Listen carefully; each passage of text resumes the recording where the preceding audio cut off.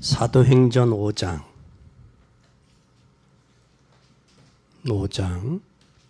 27절부터 32절까지 보겠습니다. 저희를 끌어다가 공회 앞에 세우고 대제사장에게 물어 가로되 우리가 이 이름으로 사람을 가르치지 말라고 언급하였으되 너희가 너희들을 예루살렘에 가득하게 하니 이 사람의 피를 우리에게로 돌리고자 하노라. 베드로와 사도들이 대답하여 가로되 사람보다 하나님을 순종하는 것이 마땅하니라.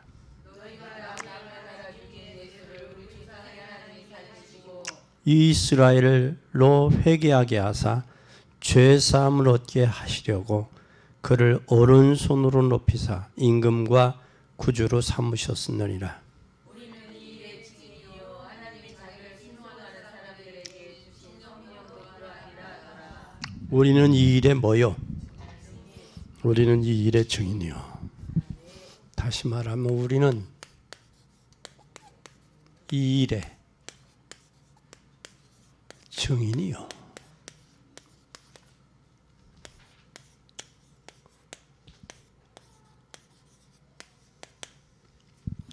사도행전 5장 27절에서 32절. 우리는 이 일의 증인이다. 여러분, 이 땅에 다 변하죠? 그렇죠? 다 변해요. 아무리 사람이 약 손가락을 걸고 또 복사를 도장을 찍고 복사를 해도 변해요. 사람 약속을 해도. 인간의 마음도 변해요. 부부간에 검은 머리가 팥뿌리가 되도록 살겠노라고 서로 약속하고도 변해요. 변한다고. 이 세상의 모든 것은 변해요. 그러나 변하지 않는 게 있어요. 그게 뭘까요? 복음의 본질입니다. 복음은 변하지 않아요. 뭐가 안 변한다? 복음의 본질. 복음의 본질은 변하잖아요. 변하면 또 복음이 아니에요. 인간은 변하지만, 그러니까 사람이 인간의 생각으로 복음을 본다고요.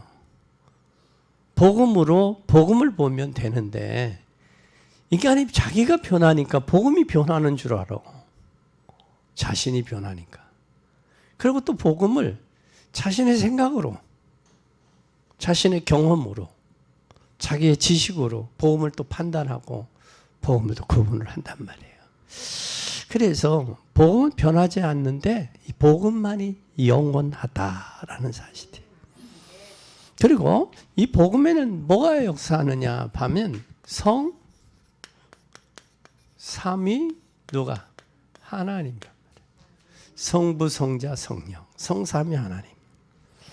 이 성삼위 하나님은 그분은 우리 말씀은 영원해요. 말씀으로. 말씀하시고 또 예수님은 십자가에 대속하시고 성령은 우리의 대속을 완성하신단 말이에요. 구속을 완성하신단 말이에요. 그렇기 때문에 말씀이 영원하고 또 뭐가 영원하느냐? 내세가 영원해요.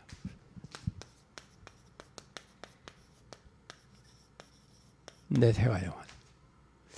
말씀이 영원하고 내세가 영원해요. 그러면 인간의 모두, 저와 여러분의 모두는 영원할까? 영원하다.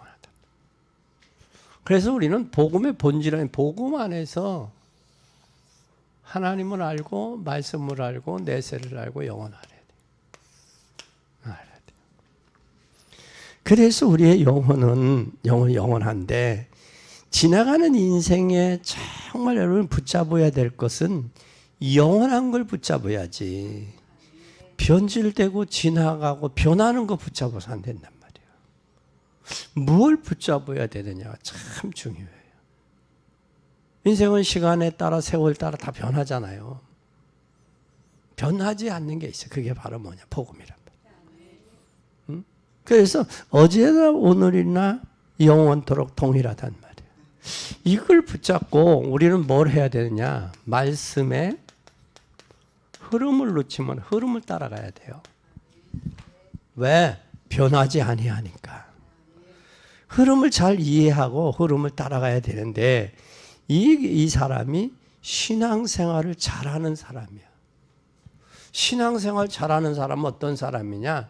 말씀의 흐름 따라가는 사람. 그 말씀의 흐름을 따라가면서 뭐 하는 사람이냐? 반드시 뭐를 따라 보여야 되느냐? 영적인 눈으로 봐야 돼요. 영적인 눈으로. 그러면 우리 꼭 잘. 그러면 우리가 영적인 흐름을 봐야 눈으로 봐야 되는데 그러려면 뭘 해야 되느냐? 첫째, 서론입니다. 서론의 첫째로 이 시대의 영적 흐름을 봐야 돼요. 시대 흐름. 시대의 영적 흐름. 흐름을 볼 줄 알아야 돼. 이 시대의 영적인 흐름을 못 보면 안 돼요. 이 영적인 흐름은 모르면 많은 뭐가 오네요. 혼란이 와. 혼란이 오면서 사단에게 속아. 이걸 모르면 뭐가 오느냐면 사람이 혼란하면서 사단에게 속임 당한단 말이야. 속임을 당해요. 그래서 우리는 이걸 볼 수 있어야 돼요. 그러니까 영의 눈으로 시대를 볼 줄 알아야 돼요. 시대를. 그러니까 모든 사람들이 보기는 다 거창하잖아요. 근데 그 영적인 문제는 다 달라. 문제는 여러 가지지만. 그 다 변질되는 것 속에서 그 생각을 우리가 놓지 못하고 말씀으로 흐름을 못 따라가니까 내 생각, 내 경험, 내 이 판단으로 교회 안에서도 시끄럽고 하나 되지 못하는 거예요. 저만 그냥 학원사님 갔다 올 때 가서 동생하고 다녀오라고 사잡수라고. 그런데 가면 여러분 100불이면 실컷 먹거든. 그리고 또 뭐도 해. 기분미도 할 수 있어. 기분도 낼 수 있어. 동생하고 갔으니까 언니가 말이야. 동생이 얻어먹기만 그러잖아. 그렇게 했던데 뭐 했더라? 성령이 학원사를 통해서 움직여지니까 순종하니까 그 선풍이 7대가 나오는 거예요.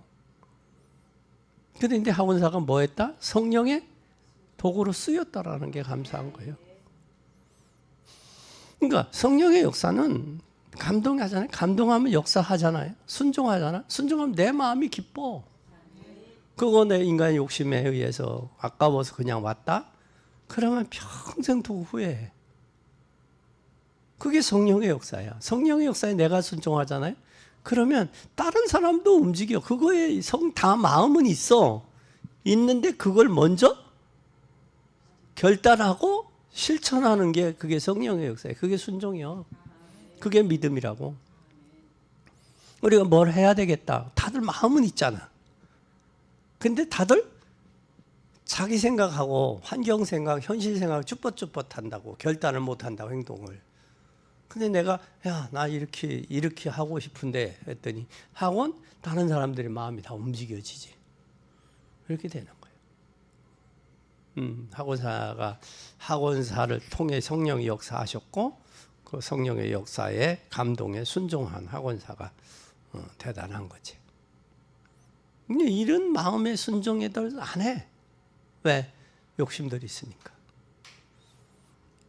그런데 또 보니까 뭐 권사님들이 또 줬다고? 대단해.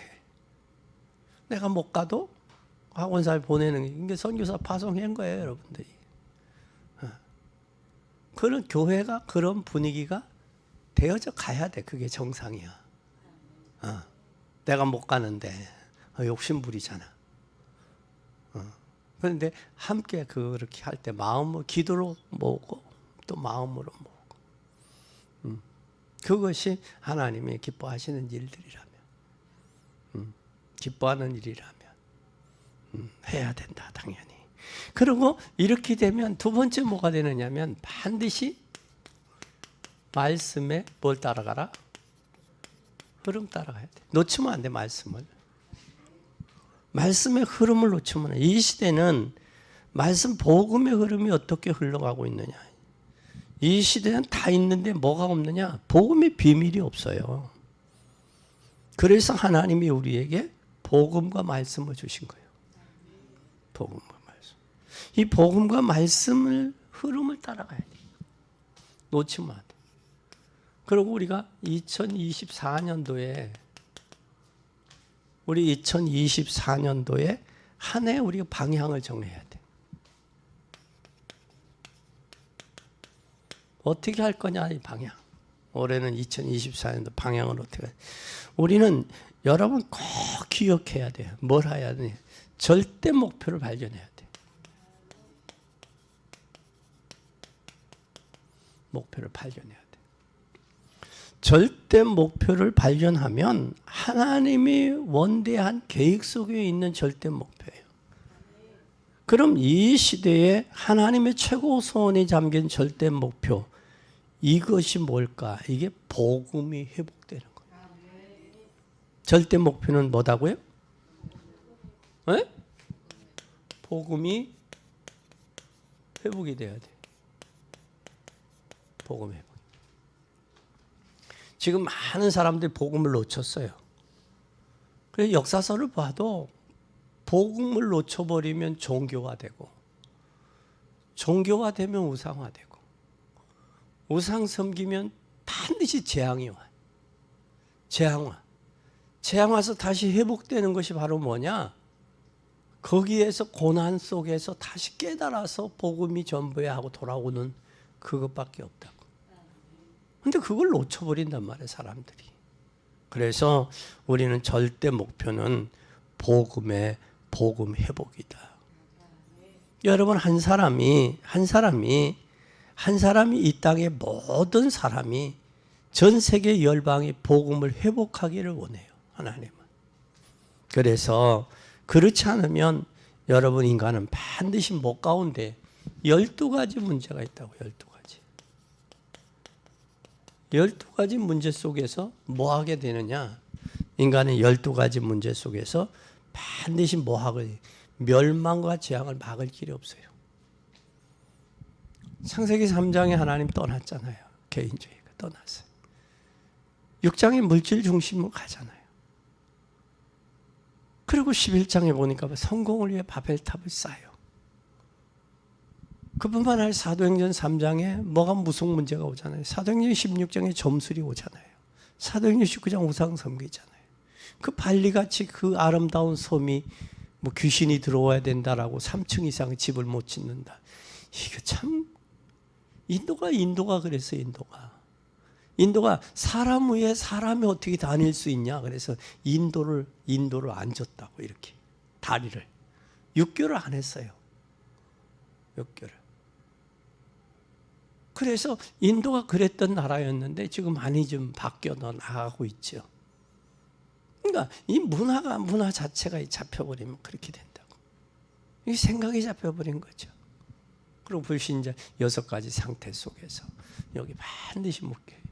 이 문제 묶일 수밖에 없어요. 그래서 하나님은 저와 여러분과 우리 교회를 통해서 복음의 본질을 회복하는 거예요. 복음을. 너무 다른 거 많은, 요즘에 식당에 다른 음식들이, 음료들이 많이 첨부되잖아요. 그러면 본연의 뭘 잃어버려요? 맛을 잃어버린다고. 맛을 잃어버려요. 그래서 우리는 반드시 복음의 본질을 회복하자. 언제? 올 2024년도에. 복음의 본질을 회복하고, 이때 우리가 복음의 본질을 회복하면 뭐를 발견하느냐? 절대 사명을 깨닫게 돼요. 절대 사명이 뭐냐? 이건 절대 사명은 복음으로 나를 뭐 하는 거예요? 각인하는 거예요. 각인하고 복음을 누려야 돼. 이게 절대 사명이야. 그래서 복음으로 답을 얻고 힘을 얻고 기도하면 복음을 누리는 삶이 돼요. 그건 나의 삶을 드리는 거예요, 하나님께. 나를 받으세요. 록펠러가 헌금 어릴 소녀 때에 하나님 앞에 드릴 헌금 중에 하나님 나를 받으세요 했다잖아요. 그게 드림이 되는 거예요. 그래 예배는 드림이요, 드림. 나를 드리고 시간을 드리고 물질을 드리고 드림이야.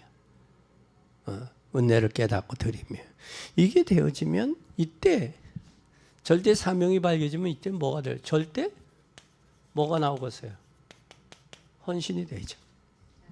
절대 헌신이. 절대 헌신은 복음 전파요. 복음 전파요. 그래서 헌신 중에 가장 큰 헌신은 실천하는 건데 뭘 실천하냐? 복음 실천이요. 전파예요. 이것이 우리의 존재 이유요. 존재 이유면서 우리가 살아야 될 이유예요. 그러면 반드시 절대 헌신이 없는 삶은 존재 이유 가치가 없는 거예요. 잘 보세요. 절대 복음을 발견했어요. 그럼 절대 누림이 되겠죠. 절대 누림이 될 때 절대 헌신이 되는 거예요. 이게 누리지 못하면 헌신 못하는 거예요. 누린 만큼 헌신은. 예를 들어서 여러분 배터리가 있잖아요. 전화기. 충전된 만큼 사용되잖아요. 그렇죠? 예를 들면 5% 남았다. 그럼 5%밖에 못 쓰는 거예요. 5%는 불안하잖아요. 언제 방전될지. 전화하다가. 그러면 뭐 상대방이 나 지금 5%밖에 없어. 전화하다가 끊어도 오해하지 마. 끊겨도. 그렇게 이야기하잖아요. 그렇죠? 그러나 100%가 남았다. 충전이 됐다. 그러면 나 100% 남았으니까 전화 마음껏 해. 그러잖아. 100% 남았다고 이야기도 안 하잖아. 그냥 여유 가지고 하잖아. 밥 먹었어, 했어, 시시콜콜한 것까지 다 이야기하잖아요. 그걸 보면 금세 만나고도 또 헤어지고 또 얘기를 붙잡고 또 해. 그걸 보면 참 대단하다는 생각이 들어요. 그래서 우리는 내가 살아야 될 이유요. 그러면 하나님이 내 인생을 책임진다. 요 세 개가 돼야 돼. 절대 목표, 절대 사명, 절대 헌신. 이러면 하나님이 내 인생 뭐 한다? 책임진다. 책임지셔요. 아멘. 여러분, 하나님이 여러분 인생 책임지는 그 삶이 될 때 얼마나 감사하겠어요. 그렇죠? 그러면 첫째, 우리는 복음에 뭘 깨닫자? 복음에는 뭐가 있어요? 복음에는 힘이 있는 거예요.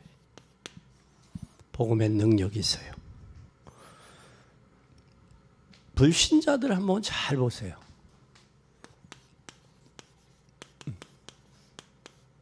불신자는 누구 자식이에요? 불신자 현주소에 보면 마귀 자식이에요. 마귀 자식은 우상 섬길 수밖에 없어요. 우상 숭배할 수밖에 없어요. 불안하니까. 우상 숭배할 수밖에 없는데 우상만 숭배하는 게 끝나는 게 아니라 마음의 병이 있어요. 육신의 질병도 있고요. 왜 그러냐? 지옥 배경 가지고 살기 때문에 그래요. 결국은 어디를 가게 돼 있느냐? 지옥 가고 후손 3, 4대가 영적으로 대물림해 주게 돼 있어요. 이 얼마나 감사해요. 우리는 절대 불신자 배경이 아니란 말이에요. 배경이.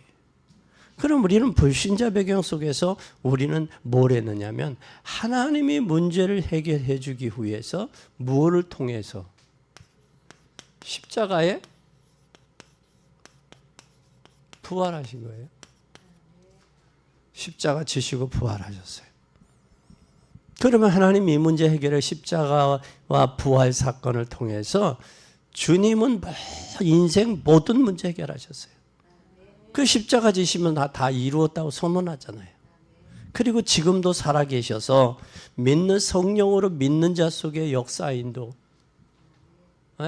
믿는 자 속에서 성령으로 함께하고 인도하고 역사하잖아요.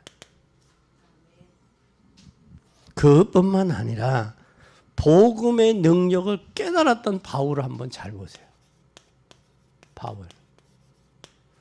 바울은 뭐라고 고백을 하느냐면 로마서 1장 16절에 오직 의인은 믿음으로 말미암아 살리라고 그랬어요. 믿음으로. 그리고 고린도전서 1장 18절에 구원받는 복음은 구원받는 우리에게 능력이지만 멸망받는 사람이 미련하게 보인다고 그랬어요. 복음이. 그래서 우리는 진정한 복음이에요. 그래서 믿음은 믿는 자에게 구원을 주신 하나님의 능력이에요. 그래, 이 일에 우리는 뭐요? 증인이요. 이 일에. 주님이 십자가에 죽으셨다가 부활하셨어요. 그리고 우리는 이 일의 증인이요. 그래서 우리는 이 일의 증인이요 그러잖아.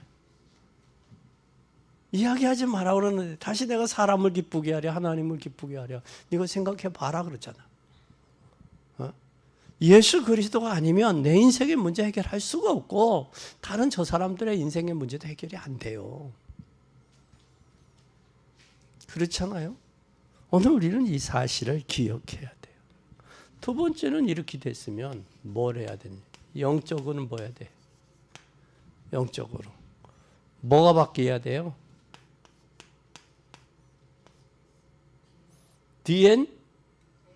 DNA가 바뀌어야 돼.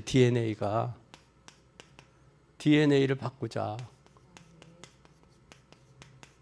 육신 DNA는 바뀌어야 안 바뀌어요? 에? 육신 DNA는 안 바뀌어. 바뀌지 않아. 바뀌면 큰일 나. 근데 영적인 DNA는 바꿔야 돼, 우리가. 바꿔야 되는데 내가 진짜 예수님을 믿는다면 망할 수 있을까 없을까? 없어요. 그러면 이것으로 각인돼야 돼요. 각인돼야 돼. 뭘로 각인돼야 되느냐? 그리스도로 각인돼야 돼.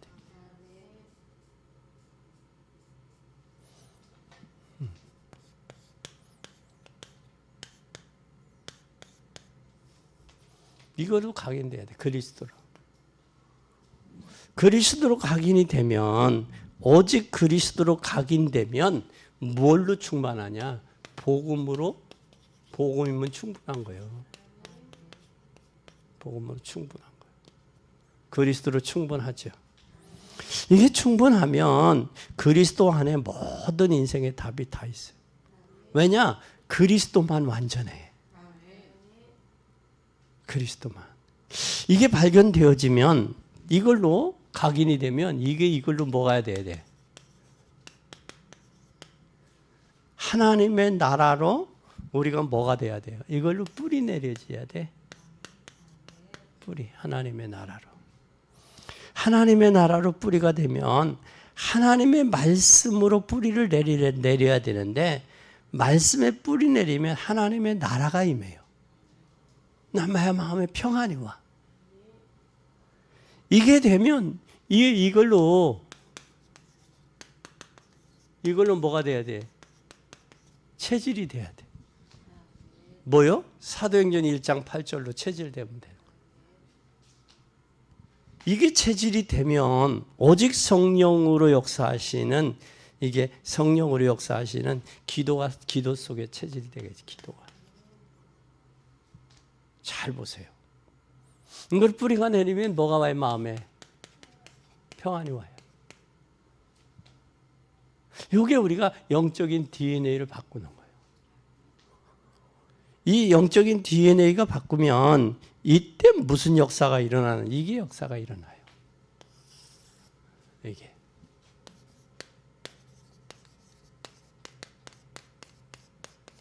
(47절로) 역사가 일어나는 오순절의 성령의 역사가 나타나요. 이 성령의 역사가 나타나면 잘 보세요.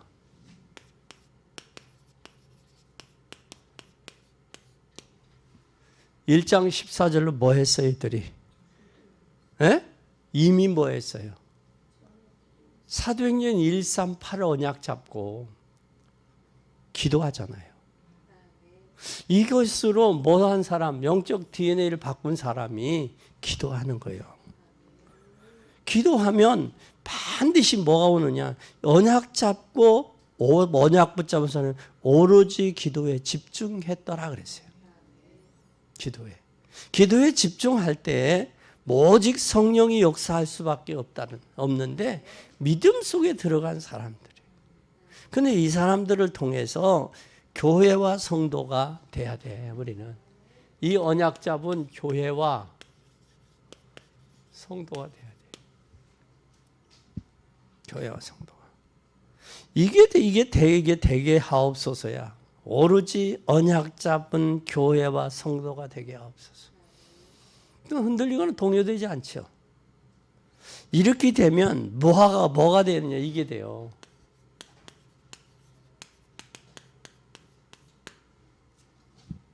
이게 바로 뭐냐? 그들이 다 성령의 충만함을 받고 힘을 얻었어요. 성령 충만을. 오순절날에 성령의 역사가, 이게 역사가 일어나니까, 성령의 역사가 일어나니까 뭐 하는 사람이 없어요? 막는 사람이 없는 거예요. 아무도 막을 자 없는 거예요.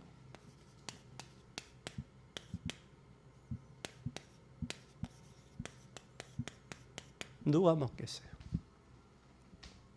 오늘 그 고백인데 27절에 오늘 그 고백인데 잘 보세요. 막을 자가 없는 거예요. 이게 여기에 29절에 베드로와 사도들이 대답하여 가로되 사람보다 하나님을 더 순종하는 것이 마땅하니라. 내가 너희들에게 사람에게 순종하는 게 마땅하냐 하나님께 순종하는 게 마땅하냐 생각하라 그 말이야. 그 고백하잖아요. 그 고백하면서 여기에 반드시 뭐가 돼? 이게 되어져야 돼요. 그러면 이제는 여러분이 해야 될 게 뭐예요? 네 번째, 결론이요. 결론은 반드시 이게 나와요. 오늘 본문이에요.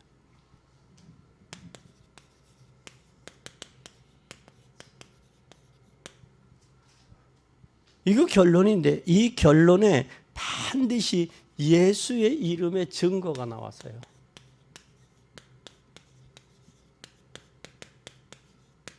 천하인간에 다른 이름이 없다라는 거예요. 그러면서 오늘 5장 24절에 뭐라고 고백했어요? 잘 보세요. 24절. 성전 맡은 자와 대제사장들의 이 말을 듣고 의혹하여 이 일이 어찌 될까 하더니 뭐가 있어요? 의혹이 있잖아요. 어떻게 이런 일이 있을 수 있느냐라는 거. 어떻게 있을 수 없는 일이 일어나는 거예요. 예수의 이름이 증거될 때 있을 수 없는 일이 일어나는 거예요. 그리고 그들의 고백은 뭘 했느냐? 이거였어요. 예수 그리스도의 죽으심과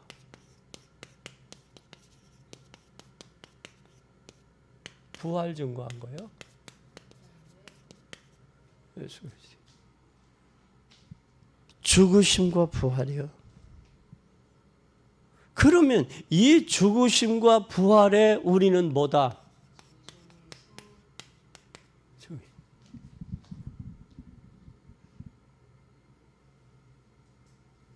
그래서 우리는 이 죽으심과 부활의 증인으로.